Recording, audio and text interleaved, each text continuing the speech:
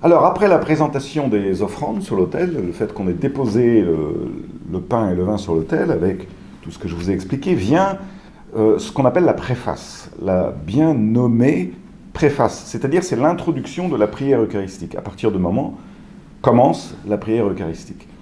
Alors, la préface, c'est très intéressant parce que ça donne le ton, et un ton généralement très exact, de ce qu'est le cœur de la messe.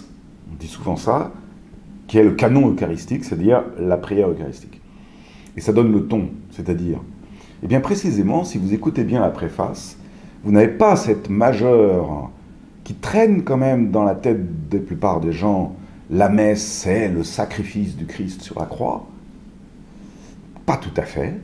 La messe, c'est la réitération de la Sainte Seine. Et la préface donne bien le ton, parce que ça commence, vous savez, par le Seigneur soit avec vous et avec votre esprit, élevons notre cœur, nous le tournons vers le Seigneur. Vraiment, il est juste et bon pour ta gloire et notre salut de t'offrir notre action de grâce. Voilà ce qu'est, si vous voulez, la ligne directrice de la prière eucharistique. La prière eucharistique, eucharistos, je vous l'ai déjà dit, ça veut dire merci. Et donc on rend grâce. Et dans le texte de la préface, en fait, vous avez le motif pour lequel on rend grâce aujourd'hui. Alors il y a des préfaces du dimanche, il y a des préfaces de Pentecôte, de Noël, bien sûr. Alors elles sont plus typées, celles-ci. Il y a de temps en temps des prières, des messes autour du mystère de la Vierge Marie. Alors là, il y a des textes qui sont écrits pour, enfin voilà. Mais en gros, c'est quel est le motif de notre action de grâce? Pourquoi, Seigneur, on te rend grâce? Et cette action de grâce, c'est ce qui élève notre cœur. Vous voyez, quand le prêtre chante « Élevons notre cœur », ce n'est pas une consigne qu'il donne. Il est en train de dire « Voilà comment nous pouvons grandir. Voilà comment notre cœur peut s'exaucer en rendant grâce. » Pas en réclamant des trucs, pas en s'abaissant, mais en rendant grâce. Donc voilà, ça c'est la préface. Elle se finit toujours par les mêmes paroles. C'est pourquoi, avec les anges et les archanges et toutes les puissances célestes, nous chantons et vient le Sanctus. Alors ça, c'est très intéressant. C'est très intéressant à plus d'un titre. Le plus important, à mon avis, c'est avec les anges et les archanges. Petit détail qui nous paraît bizarre. Mais pourquoi je dis que c'est important? Parce que ça greffe cette liturgie sur la liturgie céleste.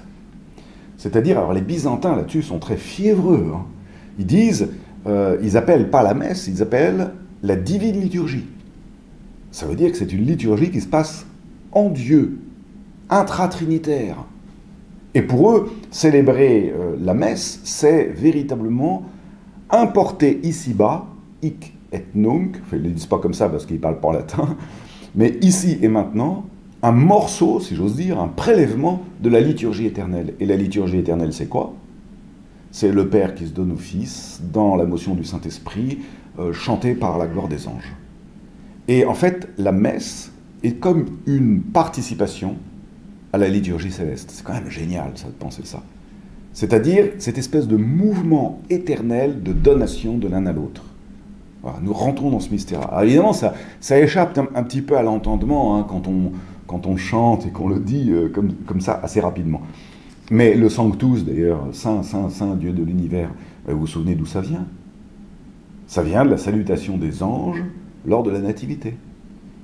Les anges dans nos campagnes, qu'on chante à Noël. Hein. Et donc, le Sanctus réitère cette magnifique profession de foi. À la prochaine fois.